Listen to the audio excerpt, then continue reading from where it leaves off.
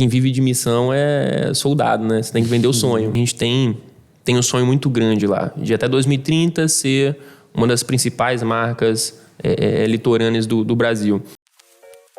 Esse episódio é um oferecimento de Grupo V3 e EMEG, em parceria com Hub Fucap e Fervo Digital. Está começando mais um episódio de O Gestor, o seu podcast quando o assunto é gestão prática.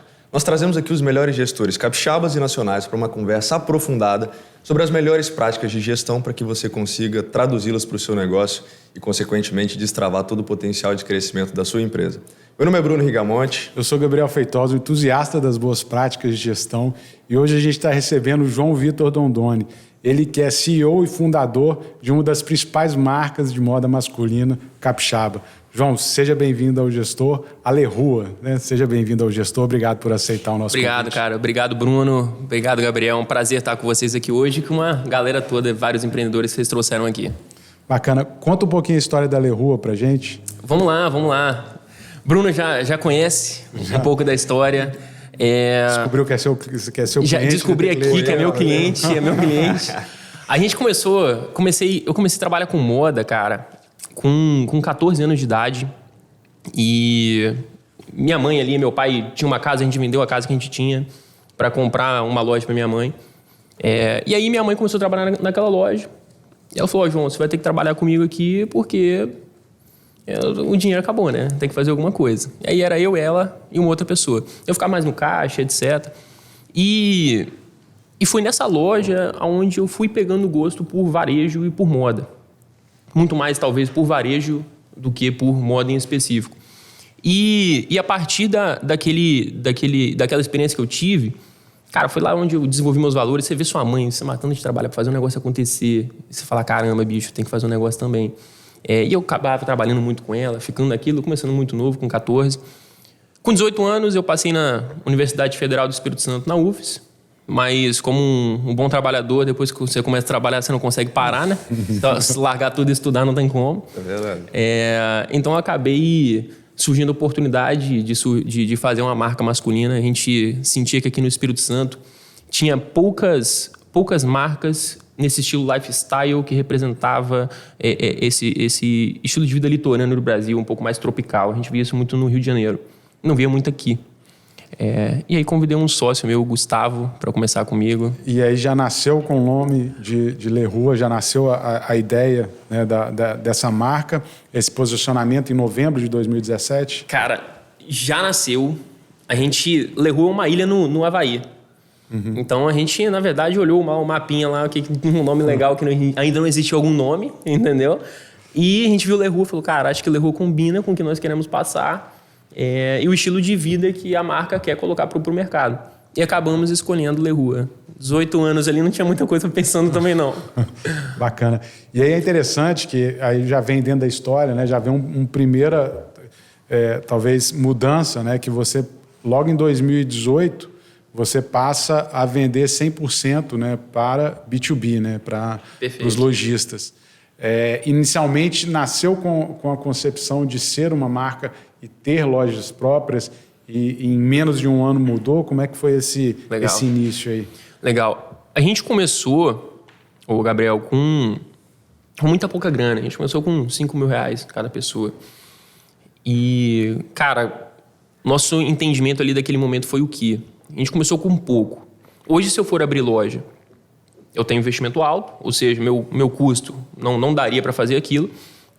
E tem outra opção que é o atacado, que é revender para multimarca, revender para o varejo, que a gente tem um volume de escala muito maior, sem ter aquele custo fixo que a gente teria caso fosse abrir loja. E aí decidimos fazer isso. Decidimos expandir no atacado, porque, olha que maneiro, olha uma coisa que a gente fez que é interessante, que acho que quando você começa com pouca grana, você tem que ser um pouco mais criativo para fazer as coisas. E a gente desenvolveu um catálogo. Eu e o Gustavo desenvolvemos um catálogo ali com as peças, etc. A gente não tinha feito, foi tudo designer. Aí a gente tinha contato de algumas lojas, visitamos algumas lojas e vendemos R$50.000 de pedido. Vendeu sem gastar um real. No PowerPoint, vamos dizer assim. Sem gastar nenhum real. entendeu? Então, com esses 50 mil, a gente acabou fazendo caixa que a gente deveria e juntou os 10 mil, mas 50 foi recebendo e aí a gente conseguiu engatar melhor o crescimento da empresa, entendeu? Cara, isso do que você está comentando é até uma conversa que a gente teve antes da gravação aqui, né? Em um determinado momento, nessa mudança de pivotagem que vocês tiveram aí, a gente quase, por exemplo, fez um uniforme que a gente queria fazer numa pegada legal. Mais descolada, a gente quase fez com a Le Roux, né? E aí foi exatamente nesse momento de transição de vocês. E eu queria pegar 2 pontos. E o primeiro que você está colocando essa possibilidade de fazer um crescimento, seria um crescimento sem capital intensivo, né? Se você tem naturalmente um crescimento baseado em lojas, você tem muito CAPEX para investir em mobília, em lançamento da loja, nesse novo local. E aí, naturalmente, você tem 2 possibilidades. Ou você cresce num modelo, por exemplo, se a gente joga para o mercado de alimentação, você cresce num modelo de franquia, que você tem ali um determinado conhecimento, tem os processos, tem um produto e você cresce com o capital de terceiros. E aí, quando a gente traz isso para o mercado de moda, você tem essa possibilidade de lançar coleções e que não necessariamente estejam vinculadas ali com esse investimento de capital. Só que eu vi que vocês também foram para uma estratégia de não necessariamente deter esse conhecimento ou não ter o investimento, na verdade, na indústria, né? Na produção ali, de ter um maquinário próprio. Como é que foi essa jornada de entender, por exemplo, de que vocês não necessariamente precisariam também investir num maquinário próprio para lançar num atacado, em detrimento dessa possibilidade de eventualmente terceirizar essa mão de obra, mas mesmo assim conseguindo manter a qualidade? Qual foi o racional disso e como que vocês implementaram? Cara, Bruno, então, a gente tem entendimento que marca, o que ela tem que saber fazer muito bem é marketing e branding. Claro, produto, mas não quer dizer que a produção precisa ser sua. E a gente sempre pesquisou bastante sobre o mercado e a gente viu Nike, Reserva, Osklen, ninguém tinha fábrica. Mas que a gente olhava e falava, cara, eu me inspiro nessas pessoas, ninguém tinha. E tinha um porquê, né, atrás disso. Porque essas marcas, elas focaram completamente em fazer o crescimento da marca gerar desejo no mercado. E ainda mais quando você começa pequeno, a gente acaba dividindo a atenção entre marca e entre produção. Caramba, é coisa pra caramba. Produção dá muito trabalho. Quem trabalha com isso sabe que existem vários problemas ali no dia a dia que acontecem. Então a gente decidiu, naquele momento, virar e falar o quê? Cara, vamos nos concentrar em fazer o que a gente precisa fazer de crescimento de marca e de vendas. A gente começou com 0 faturamento, a gente começou com pouco dinheiro, então a gente tinha que ter venda para fazer o negócio crescer. Que é um pouco do que, principalmente o pequeno empreendedor, ele acaba esquecendo na hora de montar o seu negócio. O cara acaba se preocupando com algumas coisas que talvez não seriam tão importantes do que você crescer, do que você escalar o seu negócio, entendeu? Então foi exatamente por esse motivo que a gente decidiu fazer essa mudança.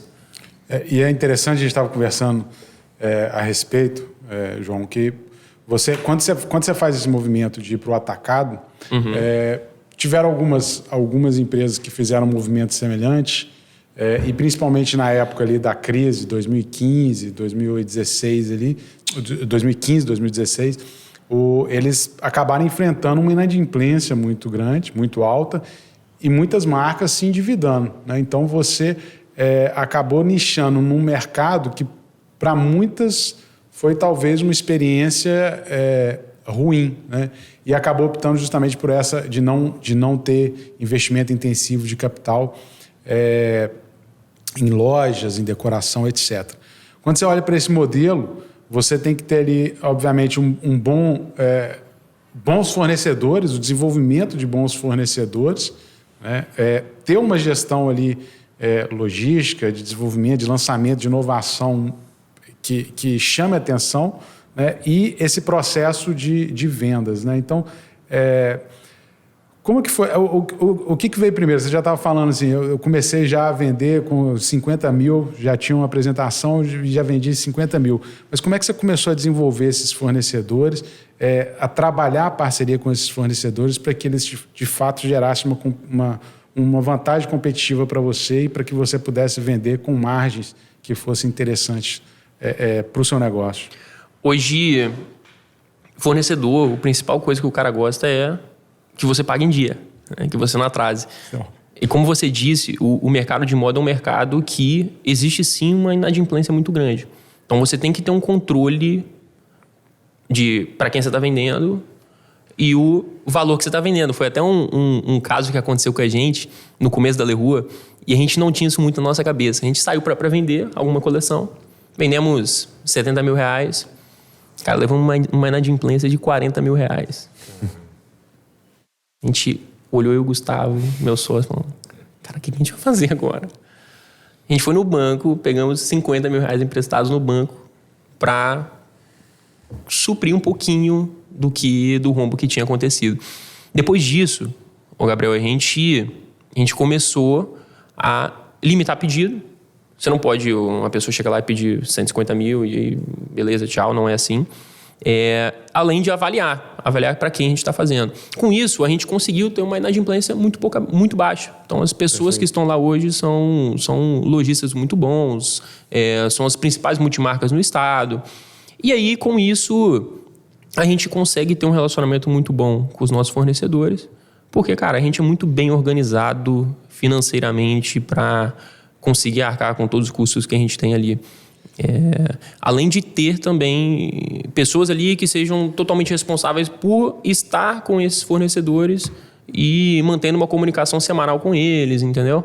Esse ponto que você tocou, João, é interessante porque você imagina um cara que está abrindo uma loja, né, a questão da inadimplência, está abrindo uma loja e aí identifica N fornecedores como vocês, como a Le Rua, se financia em cima de marcas, né, próprias e acaba, por uma falta de gestão, falta de controle, se endividando, quebrando, né, a loja ali, enfim, e gerando uma inadimplência, né? Então, esse processo de análise que você foi desenvolvendo, qual que foi o refino, assim, em que momento que você está hoje, o que você analisa num novo lojista para abrir um novo cliente, e quais aspectos que você tenta blindar para que você não tenha casos de inadimplência com alguns aventureiros, por exemplo? Legal.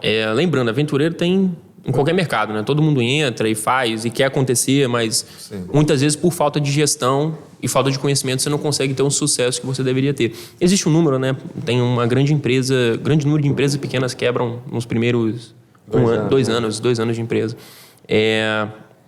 A gente focou em 2 coisas.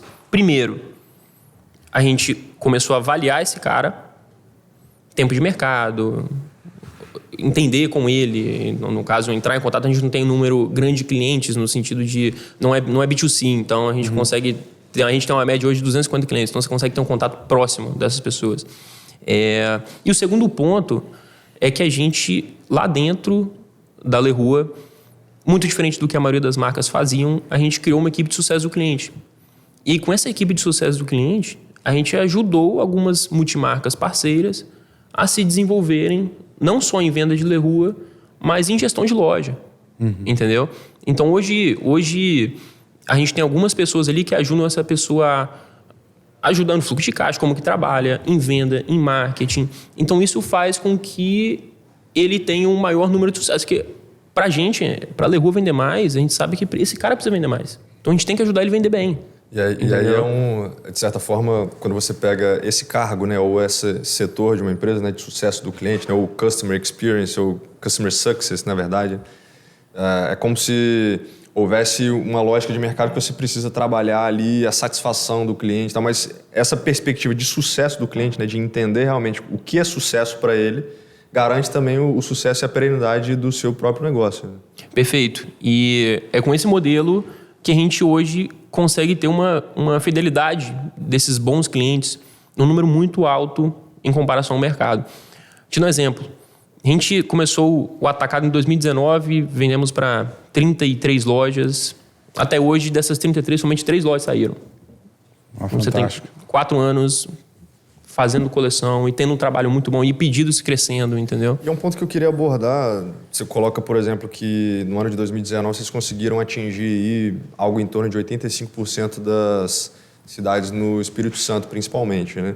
O que você considera que foi o ponto de sucesso, ou quais atividades, ou quais perspectivas vocês implementaram na prática ali no dia a dia para fazer com que esses lojistas que eventualmente já têm um determinado sucesso na sua cidade, ou que já têm algumas marcas ali como carro-chefe ou âncoras das suas próprias lojas, para interpretassem que a Lerua seria também uma dessas marcas a serem inseridas dentro do negócio deles? Legal. Primeiro, a gente fechou com um representante muito bom. Ou seja, uma pessoa que já tinha conhecimento e relacionamento com as pessoas do mercado de varejo. Então, esse cara, ele conhecia um monte de lojistas em todas as cidades do estado do Espírito Santo. Então, é um ponto de entrada. Você já começa a entrar diferente. Você não precisa se apresentar. Você já tem um relacionamento. Esse representante já tinha um relacionamento com esse cliente. Ele era capixaba? É daqui. E aí a gente tem um showroom com ele aqui. Ele é nosso parceiro até hoje. E com isso, a gente fala o seguinte com os representantes. Cara, coloca o lojista pra dentro, que depois que ele entra, ele não sai, não. Entendeu? Porque o cara gosta. A Lerua hoje, além de ter CS, um dos motivos é que a gente tem um dos melhores custos-benefícios ali no mercado. A gente se posiciona como uma marca premium low cost. Então, hoje, premium low cost, te dar um exemplo aqui, não é uma BMW, mas é uma Volvo. Entendeu?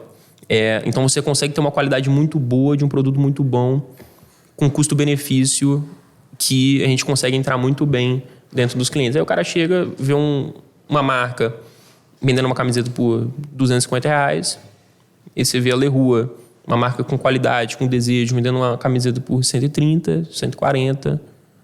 Aí ele pensa duas vezes ali na hora que for comprar um negócio. Então a gente consegue ter uma saída grande. Vendo você falar aqui agora, eu até comentei com você que o meu irmão, por exemplo, ele é lojista, né, na cidade de Minas Gerais, chama Mantena. Como é que chama a loja? Vamos anunciar para todo mundo que está nos acompanhando. Meu irmão Mantena. Douglas, que está aqui nos ouvindo aqui, tem a loja Top Fashion New Village lá em Mantena, em Minas Gerais. E eu me lembro que quando eu cheguei em um determinado momento na loja dele, ele falou assim, aqui, cara, obviamente sabe que eu moro em Vitória, que uma marca lá de Vitória, Lerua. Eu falei, pô, conheço, cara. Aí falou, pô, essa marca aqui tem a qualidade da peça, você pega e você vê que é de altíssima qualidade. Tá? Não é porque eu não tô falando isso aqui com você que tá aqui agora, não. Mas isso vem casar exatamente com essa perspectiva que você está abordando, né? De conseguir entregar dentro de uma fatia de mercado que tem ali o comparativo que você fez com a Volvo, né? O que ela preza? Cara, é uma marca extremamente confiável, que preza pela segurança, mas que tem itens de luxo, mas ela, cara, não é um altíssimo luxo, né? Ela não vai competir, por exemplo, com uma Dolce & Gabbana da vida, com, sabe, empresas que têm um nível de precificação também muito elevado, mas que é uma roupa muito confiável, durável, que vai conseguir entregar isso para o mercado, né? E como é que você entendeu, por exemplo, que esse seria eventualmente um posicionamento de trabalhar essa qualidade da peça num modelo low cost, principalmente olhando para o vendedor, né, para o lojista, mas que você também conseguisse se diferenciar em relação a outras marcas que trabalhavam um pouco desse lifestyle aqui no Espírito Santo? Algumas eu vi que, cara, cresceram, conseguiram expandir a marca a nível nacional, outras, de certa forma, ficaram estagnadas ali, minguaram ou até deixaram de existir. O que você considera que essa capacidade de compreensão do produto e da qualidade que você gostaria de imprimir foram relevantes frente a outros concorrentes aqui no próprio estado inicialmente e para depois, obviamente, ir a nível Brasil?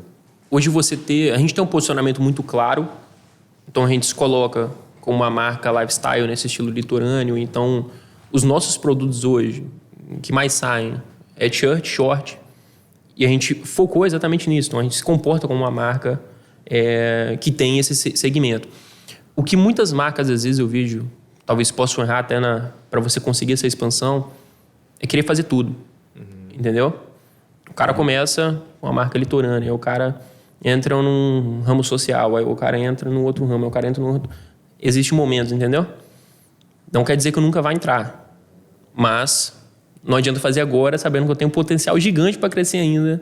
Nenhum ambiente ali que o mercado ainda tem um potencial gigante para você conseguir fazer ele crescer. Esse nicho que vocês escolheram, né, de lifestyle, mas principalmente frente a concorrentes aqui que trabalhavam um pouco dessa perspectiva lifestyle, por exemplo, com investimentos em lojas, um bairro relevante em Vitória, que é a Praia do Canto, marcas que já trabalhavam um pouco dessa pegada surfista, skateboard, que trabalham um pouco desse streetwear, né? Mas que não cresceram de forma tão expressiva como vocês cresceram, e eram marcas que já existiam antes mesmo de vocês serem criados, por exemplo. Outro ponto, o Bruno, que a gente coloca muito lá, Gabriel estava até falando disso aqui também, a gente tem um sonho muito grande lá, de até 2030 ser uma das principais marcas litorâneas do Brasil. E existe uma frase que o Marcel Telles fala, que é, cara, quem vive de missão é soldado, né? Você tem que vender o sonho, entendeu? E a gente sabe vender o sonho muito bem para quem entrar lá com a gente. A gente tem um diferencial de time e de pessoas lá que fizeram com que a gente tivesse uma escala muito maior do que o normal. Além de ter modelos aplicados ali que a gente faz também de gestão que normalmente não tem em um mercado de moda. Você se vê mais em startup, ou talvez algumas outras empresas grandes que aplicam, e a gente conseguiu trazer ali para dentro, tendo essa organização melhor do que os nossos concorrentes, que muitas das vezes ali sofriam com gestão e fluxo de caixa, entendeu? Boa. Ô João, e ainda nessa linha de que você, né, tem um high quality, low cost, como é que vocês trabalham isso enquanto posicionamento, pensando também no seu cliente, no lojista ali também, né? Perfeito. Cara, eu acho que o principal desafio do gestor, isso vocês também devem sentir na pele, que quanto mais você vai crescendo, mais vai surgindo oportunidades para você fazer. Sim. E se você começar a abraçar tudo que chega, a sua empresa começa a ficar... Sua empresa fica toda embolada. Até as pessoas que estão lá acabam não conseguindo entender o que você está exatamente fazendo. Então, a gente tem hoje um posicionamento muito claro e a gente segue com ele exatamente porque a gente acredita muito, o Gabriel, em foco. Lá, hoje, um exemplo é o atacado. A gente se concentrou em fornecer atacado, em vender atacado, vender para multimarca, fazer esse trabalho. Hoje, nosso objetivo é fazer com que a Leroy, em atacado, seja a principal multimarca que atenda esse cara. E da melhor forma. Você entende que se eu tivesse ido, talvez, para algum outro lado, eu perderia esse foco aqui? Traçamos esse objetivo, vamos atingir. Depois a gente vai expandir para outras coisas. Perfeito. Cara, e aí, voltando à história, a cronologia aí, em 2020 e 2021, acho que talvez o movimento inicie em 2020, mas em 2021 você tem aí, você colhe talvez os maiores resultados dessa estratégia. Vocês fazem uma expansão para o Espírito Santo, Bahia, Minas, Rio de Janeiro, Pernambuco, enfim, diversos estados. Em que momento que vocês tomaram essa decisão e como que vocês olharam para o modelo de expansão? Eu tenho um representante, crescemos no estado com um representante, vamos buscar outros representantes. Como é que foi a estratégia de crescimento e de expansão em território nacional? Hoje a gente cresce em média de 120% a 140% de ano a ano, desde o ano que a gente começou. A gente, em 2021, foi onde a gente deu o nosso maior salto. E 2022 é onde a gente começou a nossa expansão para outros estados. A gente entendeu que a gente já tinha atingido um grande limite aqui no Espírito Santo, que a gente já estava vendendo igual às grandes marcas daqui. A gente falou, cara, se a gente quiser manter o crescimento igual a gente quer manter de 120%, teriam duas saídas aqui. Ou eu expandiria em loja, e-commerce, ou eu faria o que eu sei fazer em outros estados. E a gente começou a se posicionar, entrar nesses estados que hoje tem esse estilo de vida que a Leroy vende. Você pega Pernambuco, você pega Bahia, Rio de Janeiro, e a gente já testou em alguns outros e a gente viu que tinha uma dificuldade maior de entrar. A gente falou, não, peraí, vamos nos concentrar nesses estados que sejam mais tropicais. E começamos a expandir através deles, por também fit de marca junto com aquele estado. Boa. Hoje vocês, se eu não me engano, já tem mais de 200 multimarcas, né? Isso. no portfólio de vocês aí. O que vocês entenderam, além da capacidade, ou na verdade da localização ali, litorânea, que poderia fazer com que um determinado parceiro pudesse se interessar? Obviamente você vinculou a esses representantes, que eu entendo que vocês passaram a ter em cada um desses estados representantes locais, né? Mas que essa multimarca, nessa loja multimarca, se interessasse ali por vender a marca de vocês, né? Como é que vocês entenderam que esse processo de venda, ou como é que vocês começaram a trabalhar esse processo de prospecção mesmo? A gente falou assim, cara, a gente quer selecionar esse determinado perfil em local litorâneo. Como é que foi essa inteligência de dados para entender como é que vocês fariam essa junção de fatores? Cara, foi muito processo de vendas mesmo. Isso foi eu junto com o representante, que a gente desenvolveu lá junto na equipe um projeto chamado Projeto L Ponto. Esse Projeto L Ponto é um projeto em que a gente fecha com o lojista, a gente chega para apresentar para o lojista, olha, cara, a gente está expandindo aqui para esse estado, a gente está esperando um pedido desse tamanho e, cara, a gente vai oferecer isso aqui para você. Cara, o vendedor da sua equipe que vender mais Le Rua ganha R$200 em prêmios. Vou te dar um markup melhor para você entrar nesse mercado. Vou fazer isso, vou fazer aquilo. E era algo, Bruno, que pra gente era simples, mas ninguém nunca tinha feito isso com o cara. Entendeu? Uhum. Então você ir lá visitar o cara, apresentar um projeto, vender o sonho para ele, falar, cara, tô querendo crescer aqui no seu estado, quero que você seja um dos principais âncoras aqui da nossa coleção. E aí, cara, tá dentro do projeto ou não? A gente fez isso exatamente 4 meses atrás. A gente saiu de um crescimento em estados que a gente não ia tão bem, crescendo 250% de coleção em coleção. Então, a gente tem essa força de vendas muito forte e ser bem agressivo em expansão nesses estados. Boa. Ô, João, a gente, na nossa conversa, você pontuou muito a questão do viés de simplificação da gestão, né? E uma das coisas que a gente tenta trazer aqui também é justamente compartilhar boas práticas de gestão que são adotadas nas diferentes empresas. E você usou um termo de não complicar o que deve ser fácil, né? Fazer o feijão com arroz ali. Eu achei muito interessante esses métodos que você utiliza e adota, né? enquanto liderança na Le Rua.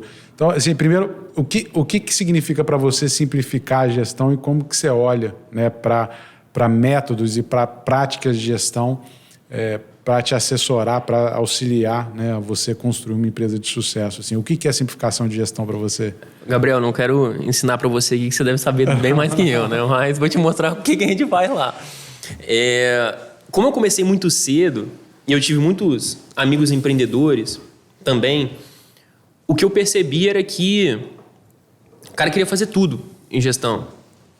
E quando você vai tentar fazer tudo, você acaba não fazendo nada. E era uma coisa que acontecia com o João Vitor de 21 anos de idade.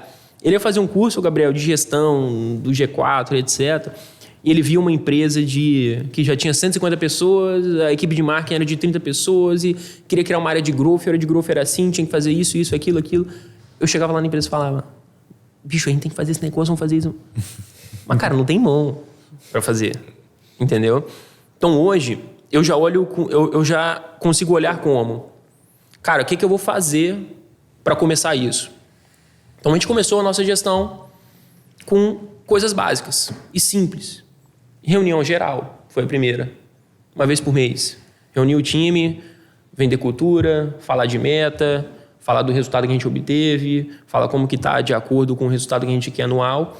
Depois disso, organizamos nossas reuniões de planning. O que a gente vai fazer essa semana aqui para a gente atingir a nossa meta mensal? Então, conseguimos organizar essas reuniões. Depois, 2019, começamos a falar um pouquinho mais de OKRs. Primeiro ano foi uma merda. Difícil pra caramba aplicar. Sempre era. Todo mundo que vê quer fazer. Todo mundo que vê quer. Caramba, o Google fez, vamos fazer também, né? É assim. E aí a gente pegamos o OKR, o modelo de OKR, alteramos para o que faz sentido para a nossa empresa. Perfeito. Não tentamos fazer igual os caras fazem. Não, cara, o que faz sentido pra gente? É assim? Esse é o modelo mais simples? Vamos seguir dessa forma. Então, foi muito nisso de pouco a pouco. Ao invés de tentar fazer tudo de vez, cara, faz pouco, faz bem, faz o feijão com arroz, né? Eu acho que eu vi uma vez o Rogério Salume falando. Ele falou, cara, eu vejo muita gente tentando fazer muita coisa e tem muita gente esquecendo de fazer o feijão com arroz que vai fazer você sair de 0 a 1.000 para sei lá quantos. E depois você conseguir ter essa evolução.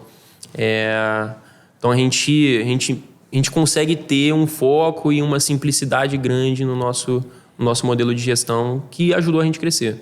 Queria entrar um pouco mais no detalhe de cada uma dessas rotinas, porque eu entendo que, naturalmente, quando você implementa isso que você comentou, seria, de certa forma, uma governança, né? Minimamente estruturando ali rotinas de governança da empresa, você tem em determinados momentos rotinas mais de ideação, né? Ou de construção da estratégia. Você tem outros tipos de rotinas que são mais no nível tático, né? Que você faz ali a consolidação de determinados resultados, avalia os resultados passados e entende como é que você consegue deliberar algumas coisas ali para o time executar. E você tem outras que são mais de execução, né? Como é que você entendeu, por exemplo, que essa simplificação e essa construção de rotinas, mesmo sendo uma simplificação, não faria com que as pessoas se sentissem carregadas de muitas rotinas e muitas atividades gerenciais em detrimento da execução? Ou seja, como que vocês saíram da capacidade de execução para ir num nível mais de planejamento e gestão para que aí sim vocês conseguissem atingir esses resultados? Eu acho que foi um alinhamento do time geral e lá, Bruno, todos tentam bastante atingir os seus OKRs, porque isso também é avaliado em bônus. Bônus final. A gente acerta de 6 em 6 meses, a gente tem algum bônus para a equipe. Para toda a equipe. Isso. Então a gente acompanha por lá. Eu acho que é uma mudança de mentalidade que a gestão precisa ter e a equipe precisa ter. A gente saiu de 2021, nós éramos em 4 pessoas, né? Hoje nós estamos em 15, mais 8 representantes. Então, muita gente que já entrou também com o modelo de gestão novo, entendeu? O que ajuda essa pessoa a se organizar ali dentro. É uma coisa que você não vê muito no mercado, de moda.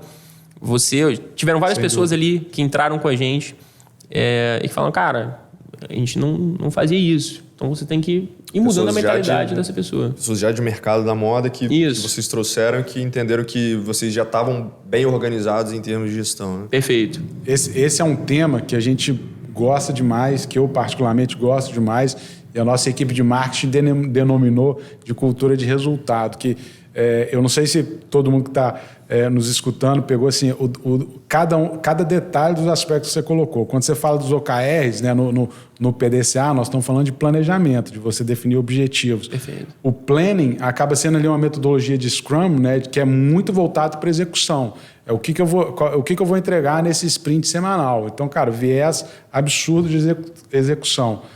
Sua reunião geral é a parte de controle, né? Você vai ver os resultados que foram alcançados e tomar ação sobre isso. E ainda você amarra tudo com uma questão de bonificação. Então, eu também acho que gestão é simples e às vezes a gente até brinca dentro da EMEG e fala assim, pô, não fala que é simples, senão não vai vender, mas é simples, isso, cara. É simples e tem um poder incrível de alcançar resultados. Né? Eu realmente acho que o maior grau de sofisticação é a simplicidade. Né? Então, se você consegue traduzir isso de forma simples para o time, que as pessoas consigam ter uma compreensão, que as funções também estejam bem delimitadas, né? Para que as pessoas não fiquem batendo cabeça, enfim.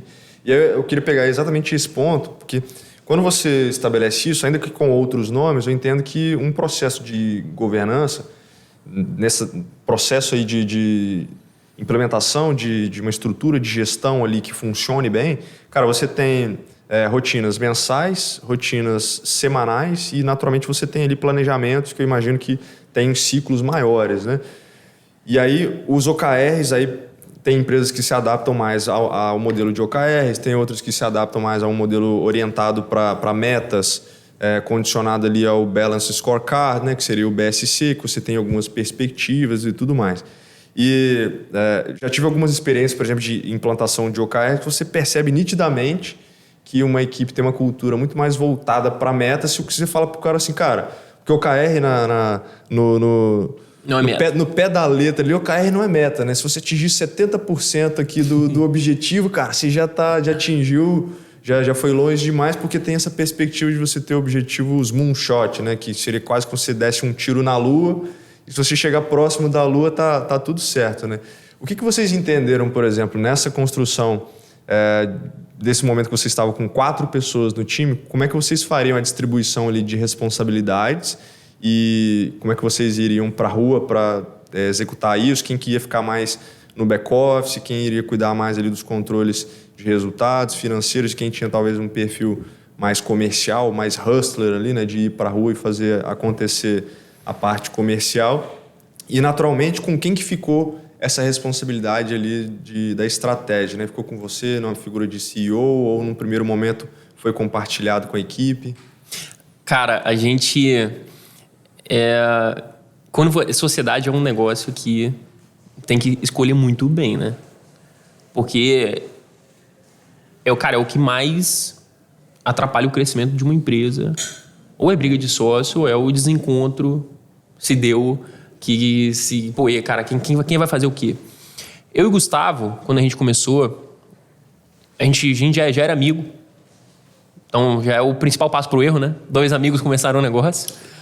A gente pegou e... Nós tínhamos habilidades muito complementares de uma pessoa com a outra. O Gustavo já estava na área ali de contábil e etc. E eu já ficava mais nessa área de comercial, porque eu sempre trabalhei com vendas. Naquele momento, começamos a empresa, eu vendia, ele vendia, qualquer um, a gente tinha que vender, né? 2 pessoas, 4 pessoas, a gente tem que vender o negócio, não importa do jeito que você está organizado. Quando a gente sentiu a necessidade, a gente se reuniu junto com a equipe e dividimos funções. Isso foi um dos principais diferenciais que fizeram a gente também sair de 4 pessoas para 15, 20. Porque a gente parou de se preocupar com o que ele estava fazendo e ele parou de se preocupar com o que eu estava fazendo. Não quer dizer que não vai cobrar. Mas ele parou de olhar mesmo, cara, e aí? Agora quem está resolvendo aqui é você. Todo mundo faz tudo ao mesmo tempo. Todo mundo faz tudo ao mesmo tempo, você acaba não fazendo nada. Tinha até um representante, enfim, que estava fazendo a viagem com 3 pessoas. Eu falei, cara, não faz com 3 pessoas. Bota uma pessoa num lugar, outra pessoa em outra, outra pessoa em outra. Então, você tem que dividir as coisas. E o Gustavo ficou mais na parte de financeiro e atuando como um CEO. E eu fiquei mais nessa parte de gestão e atuando como um CEO comercial, né? Que, normalmente, uma empresa pequena, o próprio CEO, em grandes negociações de venda e etc., é ele que entra ali fazendo o negócio. Então, dividimos entre essas 2 áreas, eu e o Gustavo como diretores ali dentro, e colocamos uma equipe de heads embaixo, que tem o head de marketing, o head de produção e o head de criação, que é a parte de desenvolvimento de coleção. João, os representantes, eles são 100% Leroy? Como é que funciona? Assim, Não. São parceiros? Os representantes são abertos a vender quantas marcas eles quiserem. Perfeito. E como que foi como que funciona, então, essa estratégia sua de abertura de novos clientes? Assim, se é uma estratégia que vocês trabalham em parceria com os representantes, como que funciona o funil de vendas, a gestão desse pipeline aí de potenciais clientes aí? Quando a gente vai expandir para algum estado, a gente se concentra em rodar anúncios naquele estado específico. A gente tem esse processo no topo, a gente tem um representante no meio, que é aquele cara que vai lá e prospecta one-on-one ali com o cara, oferece a ele, além de ter aquele projeto que eu te disse, que é um projeto em que a gente faz para entrar nas principais multimarcas ali, que podem vender Leroy, que a gente se vê como um dos principais clientes. Então, conseguimos desenvolver esses 3 canais junto com o representante. Hoje, o representante, na verdade, é o que mais traz, tá? É quem tem o contato, é quem tem a rede de relacionamento. Venda B2B é muito relacionamento. Perfeito. Então... uma coisa interessante que eu vi na trajetória de vocês foi essa perspectiva de construção de comunidade, né? De não trazer só um trabalho de cultura interno para o time, para quem está ali rodando os OKRs, enfim, as reuniões de planejamento, a construção dos produtos, mas de interpretar esse cliente também como uma pessoa que faz parte ali, uma entidade que faz parte ali dessa comunidade. Por que vocês entenderam que essa construção de uma comunidade seria importante para o resultado, para o sucesso de vocês? Legal. Lá a gente fala comunidade, é a comunidade com Leroy, as pessoas lá dentro, ok? Junto com os clientes. Igual, o Bruno, hoje nós desenvolvemos, hoje nós temos lá uma rede de embaixadores da Leroy. São pessoas que já compraram várias vezes com a gente e a gente traz essa pessoa para perto da marca e a gente não fica ali só oferecendo coisas a fazer. Ah, cara, como não? Não é isso. A gente faz o quê? Vou abrir uma loja. Eu mando um projeto lá. Assim, cara, o que vocês acharam? Você entende como esse cara se sente diferente? Falou, cara, os caras da marca estão me perguntando como que se eles acham um projeto para abrir uma nova loja tá legal ou não. Entendeu? O cara não vai receber ali só uma coisa para postar no story, mas, enfim, o cara de fato se sente parte da construção do projeto como Perfeito. um todo. E a gente realmente quer ouvir a opinião desse cara. Sim. Porque é o cara que consome Leroy, entendeu? É o nosso cliente. Então, você olhar para ele e falar, cara, olha aqui, isso aqui tá legal, isso aqui não tá, isso aqui é um projeto legal de fazer, esse aqui não é. Você aproxima ele. Eu ganho como marca, porque a opinião dele é uma opinião super importante para mim. E eu ganho em questão de criação de comunidade ali dentro.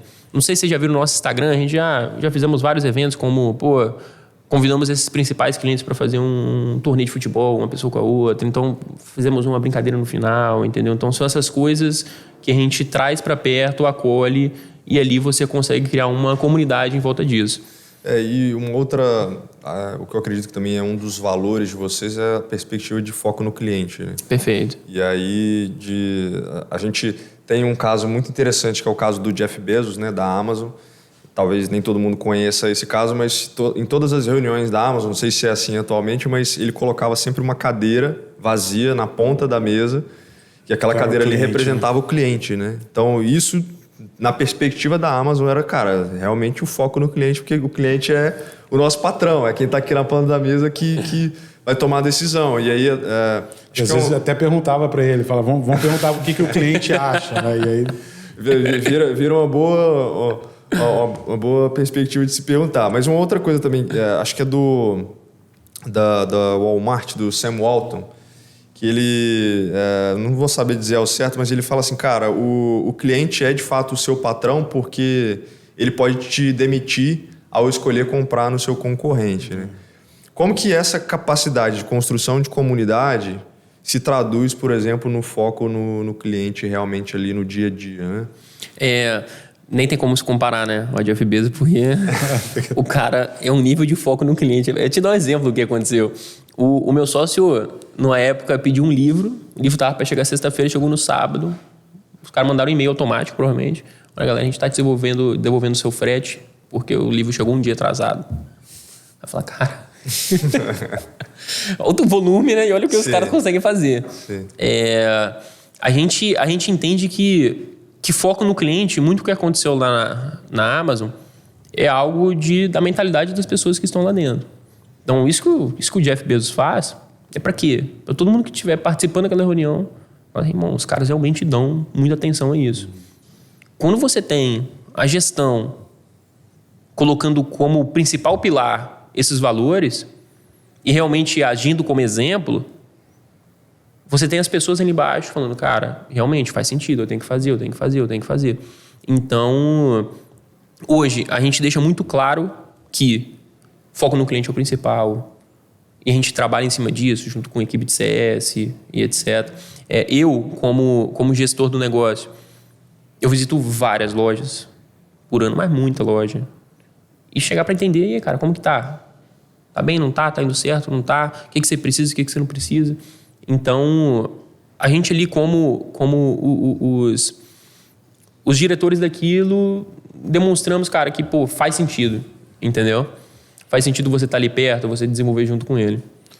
Ô, João, e além desse aspecto do foco no cliente, da comunidade, você compartilhou com a gente também que você estabeleceu uma cultura, né, muito forte dentro da Leroy.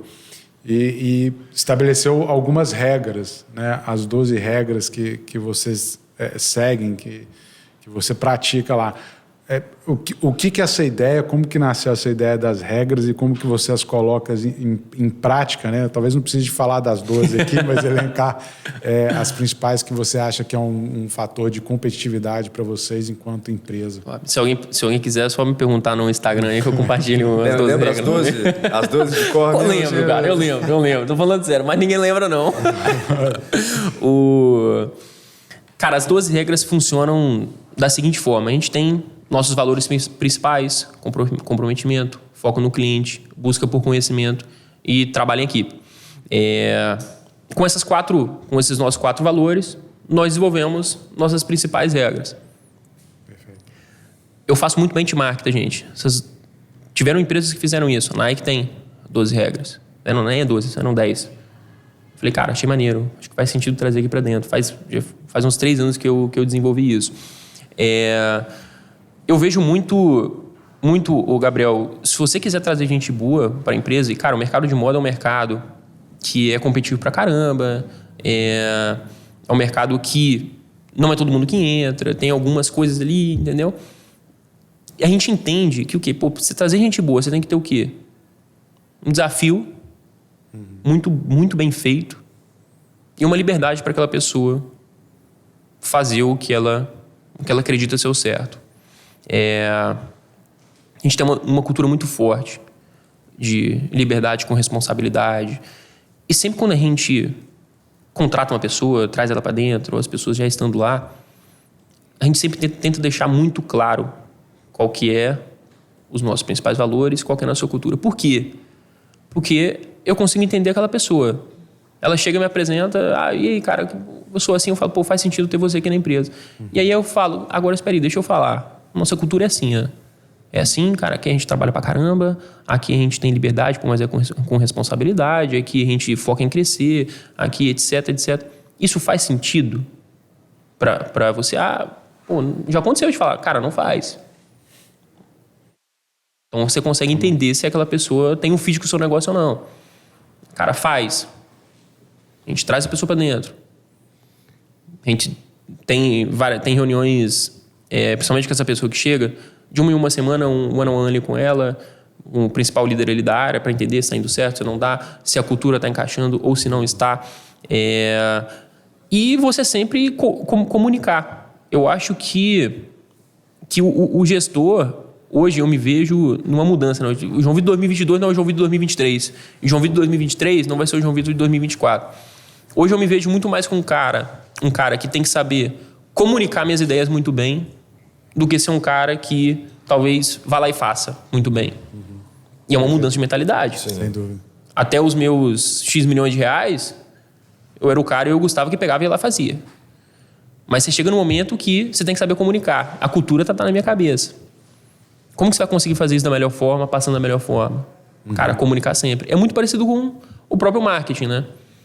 Às vezes, você fica até meio receoso de ficar falando sempre a mesma coisa. Falar, cara, já enjoei de falar a mesma coisa. Sim. Mas você tem que sempre estar reforçando aquilo. E é um desafio, cara. Eu tenho um exemplo nessa questão. A gente falou, as 12 regras, né? Como você, de fato, implantar a cultura das 12 regras. E teve uma prática que eu achei muito interessante de uma empresa, que ela definiu os embaixadores dos valores.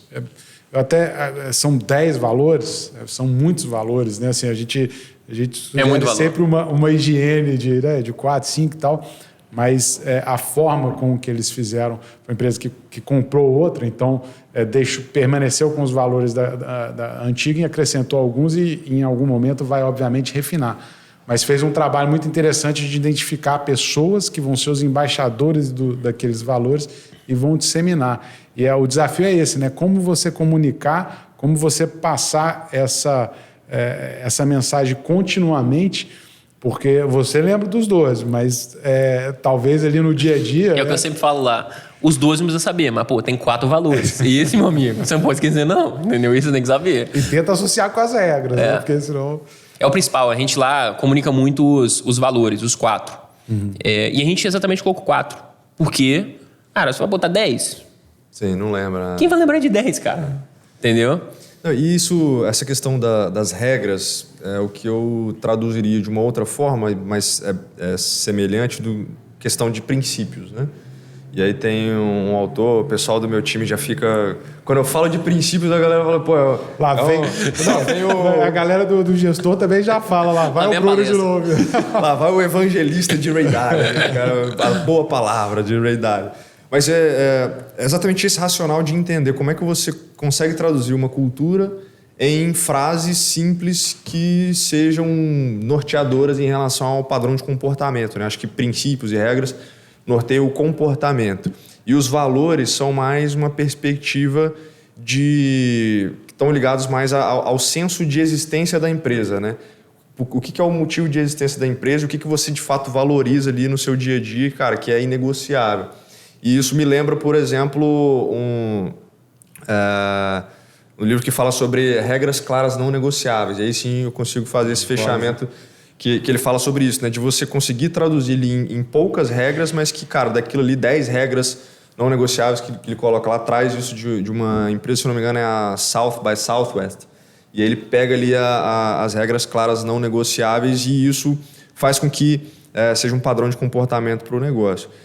Por exemplo, na V3 a gente tem uma rotina mensal que a gente chama de All Hands e a gente traz essa perspectiva de resultados, como é que a empresa está evoluindo em relação aos objetivos. A gente coloca dentro de uma cultura de muita transparência, né? Um dos nossos valores, por exemplo, é transparência radical. E a gente trabalha exatamente, cara, todo mundo precisa saber tudo que está acontecendo aqui, obviamente com algumas exceções, mas todos os números do negócio, o que está acontecendo e... a cada mês a gente trabalha um dos princípios, né, que seria uma dessas regras, exatamente para que a gente tenha algum momento com todo mundo junto que a gente consiga reforçar essa cultura, né? E uma coisa que para mim me chamou muita atenção em relação a essa cultura que vocês criaram é o aspecto do alto desempenho. Existem muitas pessoas, Gabriel, que acham que para você ter uma empresa relevante você precisa ter um batalhão de gente, né?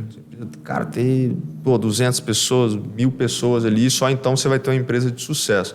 Só que você traduz aqui que para a Leroy, que ela sempre vai ter uma equipe enxuta, né? E que você espera muito mais uma equipe com desempenho acima da média do que necessariamente você ter uma equipe gigantesca, porque às vezes você com uma equipe menor você consegue atingir um resultado maior do que uma equipe maior que não tem um alto desempenho.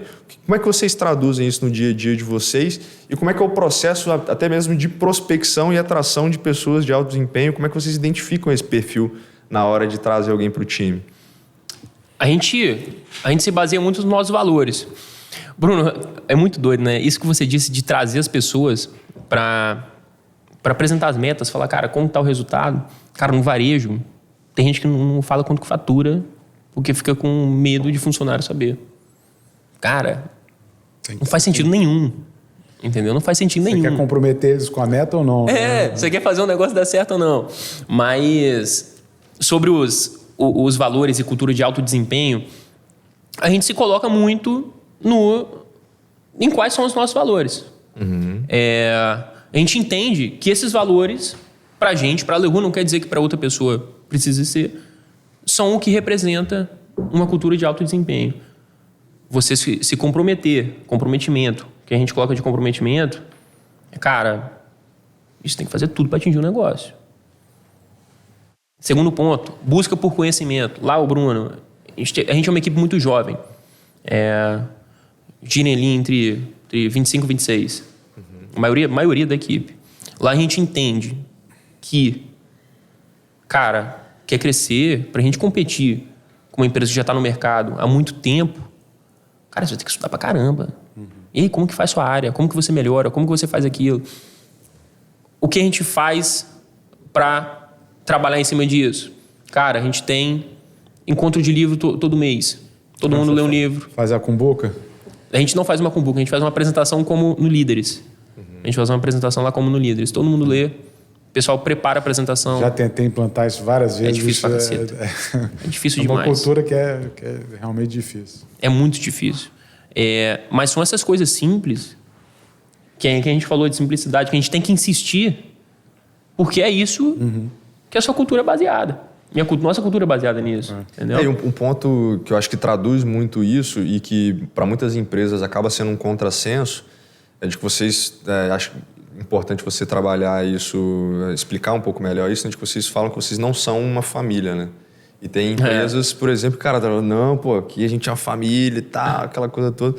Que, pô, imagina que você tá numa família e aí, sei lá, seu pai não tá performando bem, você vai demitir seu pai, não tem como, sabe? E vocês fazem um paralelo com o Chicago Bulls na era do Michael Jordan. Eu sou um fã de basquete, assisto pra caramba, tenho visto as finais da NBA recentemente. Mas eu queria que você explicasse como que vocês chegaram nesse racional, né, cara? De que vocês não são uma família, e eu entendo que isso talvez seja um contrassenso para a maioria das pessoas. E por que vocês consideram que para ter uma equipe de alto desempenho é importante olhar de outra forma? A gente fez exatamente porque a gente estava se achando uma família, entendeu? E não quer dizer que, cara, as pessoas que estão ali não se gostam, não é isso. É só você saber separar, cara, o que é amizade e o que é você ter uma responsabilidade, você ter o que fazer, você falar, cara, olha, não importa se eu sou amigo do cara ou não, se eu não estou entregando aquilo, eu vou ter que dar um jeito de entregar, entendeu? Então, o que acontecia, Bruno, principalmente o que acontece em pequenas empresas, são as pessoas que estão ali criar um vínculo muito forte. E esse vínculo muito forte foi criado, e eu e meu sócio Gustavo, a gente enxergou aquilo como algo que, cara, é bom, mas será que a gente precisa mudar? Será que é isso que a gente está querendo desenvolver? A gente falou, cara, vamos lá, a gente tem que separar o que é um amigo do que é um trabalho ali de equipe entre pessoas. Sim. Então foi por necessidade de estar acontecendo e a gente precisar fazer a mudança. João, né, vocês ano passado alcançaram, né, 150 lojas, 150 lojas revendedoras, o faturamento histórico aqui, né, de 6 milhões e mais de 70 mil peças vendidas. Dentro dos OKRs da visão e do sonho grande da Leroy, o que você está olhando para frente enquanto objetivo, mirando aí mais 5 anos ou até 2030, e quais são os sonhos grandes aí que vocês estão perseguindo e como que vocês estão trabalhando para chegar lá? Ah, legal. Cara, a gente está expandindo em um novo canal, porque a gente sentiu a necessidade de fazer isso agora. Com a entrada de uma pessoa que entende do ramo, a gente vai expandir no varejo. Loja própria, no caso, nos principais pontos. Isso, Gabriel, vai ajudar a gente também a expandir no atacado, né? Entendeu? Porque o cara vai lá numa loja lá na Bahia, num shopping, vê a Leroy, a multimarca ali já começa, caramba, que marca é essa? Então a gente começa a aparecer mais. É algo que se escora uma coisa e escora outra. Ou seja, desenvolver novos canais, se consolidar no atacado como uma das principais marcas atacadistas que atendem as principais boutiques aqui do Brasil, e criação de marca. Você vê, a Reserva tem um case que se parece no sentido de ter expandido primeiro em atacado. Então os caras primeiro expandiram atacado, depois foram lá abrir loja, depois foram lá. Então a gente entende que esse atacado vai ser com certeza o nosso principal, porque é onde a gente está focando, é onde a gente quer atingir o objetivo. E a gente vai começar a nossa expansão também no varejo. Cara, eu vejo você colocando muito alguns cases assim como benchmarks, e eu acompanho o perfil de vocês, por exemplo, no Instagram desde, sei lá, 2017, 2018 ali. Eu sempre percebi que vocês tiveram uma pegada muito parecida com a Reserva desde um pouco do início, assim, né? Dessa perspectiva de quebrar padrões, de trabalhar uma comunicação muitas vezes mais descontraída, muito próximo ali desse lifestyle realmente de pessoas jovens e que frequentam a praia, que às vezes querem uma mochila que às vezes não tem, uma mochila térmica, o cara quer ter uma parada que tem estilo, mas que, cara, vai conseguir levar ali uma cerveja gelada pra praia e tudo mais. E, naturalmente, a reserva ela foi incorporada ou adquirida ou foi inserida dentro do grupo Arezzo. Cara, é um baita case brasileiro, né? Começou no Rio de Janeiro, mas hoje tem uma perspectiva internacional, né? Quando a gente olha para frente, assim, o que você considera que seriam talvez os principais passos? Você colocou aí, cara, de se consolidar no atacado, de fazer algumas lojas no varejo para principalmente experiência de marca, eventualmente. E também entendo que talvez o e-commerce seja uma questão interessante para vocês trabalharem essa multicanalidade. Mas quando vocês olham para o mercado, e aí principalmente olhando que vocês trabalham muito mais uma perspectiva litorânea, enfim, existe algum momento que vocês olham e falam assim, cara, eu vou vender lá na ilha de Lerroux, no Havaí, a marca Lerroux? Ou isso para você é uma coisa que, cara, hoje vocês não estão olhando para isso e quando vocês chegarem numa expansão internacional, aí sim você começa a olhar um pouco mais longe? Cara, a gente não tá olhando uma expansão internacional. Nesse momento a gente entende que tem muita coisa para crescer aqui ainda. Se a gente fosse para lá agora, eu estaria quebrando tudo que eu disse para vocês aqui de foco, entendeu? A gente decidiu fazer esse crescimento aqui nesse momento. Você citou sobre a reserva e o case deles. A reserva é um case sensacional. E o Rony é um cara inteligentíssimo. Mas eles são uma marca que eu vejo se posicionando mais, talvez, como um casual, mais workwear, mais despojado, do que uma marca litorânea em si. Legal. Entendeu? Nem sempre foi assim, mas hoje minha visão, eles se posicionam mais dessa forma. Não sei o que vocês acham, se eles se posicionam assim ou não. E vai surgir um momento que a gente vai ter que expandir para outras áreas que hoje a gente não faz, né? Hoje o nosso desenvolvimento desenvolvimento principal, nosso principal produto da gente hoje é o short. A gente vende muito short. Muito. E aí vai chegar um momento que a gente vai ter que escalar e falar, cara, agora talvez seja o momento de produzir uma linha de jeans. Entendeu? E você diversificar e ir aumentando o mix, mas cada vez ali no seu momento, entendeu? Ter uma outra marca também, uma segunda marca seria uma ideia de vocês também? Já passou pela... Cara, ou eventualmente trabalhar não só com o público masculino, por exemplo. Tem uma marca feminina ou alguma outra marca de algum outro estilo. Ou se posicionar de uma outra forma, né? Não como na questão do high quality, low cost, né? Talvez. Cara, Hoje a gente entende que a Lerroux está sendo o principal foco, mas a gente acredita que para ter o crescimento que a gente espera ter, a gente quer se transformar numa das principais marcas lifestyle do país. O foco A gente entende que a gente vai ter que abrir outras marcas ou trazer outras marcas para dentro do negócio. Não sei se vocês já viram um case da Louis Vuitton. Você vê o tanto de marca que tem aquele grupo? É muita coisa, entendeu? E a gente hoje olha a holding, a gente não imagina que tenha tanta coisa igual pensa em holding da Louis Vuitton, Louis Vuitton, Dior, etc. Mas, cara, tem mais de 100 lá. E o cara faz isso exatamente para trazer faturamento e trazer crescimento para o seu grupo, entendeu? A gente acredita que sim, a gente vai ter que se desenvolver em criação de outras marcas futuramente. Boa. João Vitor, queria te agradecer por ter aceitado o nosso convite. Vários insights aqui de gestão. Acho que, cara, de novo, né, a história da simplicidade, olhar para a gestão como algo simples, como de fato ela é. Vocês têm feito isso com maestria, né, implantando gestão, cara, pensando na experiência do cliente, trabalhando a ponta do fornecedor. Então, trabalho de cultura muito forte também, essa questão da comunidade, para mim são fatores marcantes. Né? Então, parabéns, desejar sucesso para vocês aí na jornada.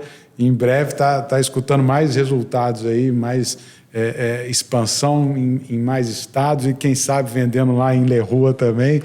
Mas desejar muito sucesso aí. Obrigado pela presença. Como eu disse, galera, esses dois aqui daqui a pouco vão estar vestindo Lerroux aqui na apresentação, né? Já fica aí a sugestão. Eu queria também sugerir aí quem naturalmente chegou até aqui, né, no nosso conteúdo, certamente deve ter gostado, né, deve ter tido alguns insights também. E se você tiver chegado até aqui e quiser considerar seguir o nosso perfil aqui, né, tanto no YouTube, no Spotify, tenho certeza de que todos os outros episódios que vão vir e os que já tiveram aqui também, assim como do João Vitor da Leroy, são cases de sucesso e fazem com que a gente tenha cada vez mais motivação para continuar empreendendo, tendo nossos próprios negócios e também tocando aí alguns objetivos que a gente entende como sendo necessários e continuando a entregar o nosso propósito. Cara, mais uma vez, muito obrigado por Obrigado ter vocês, vindo pessoal. aqui. Foi ótimo. Valeu, João. A gente vai ficando Valeu. por aqui. Um abraço e até a próxima.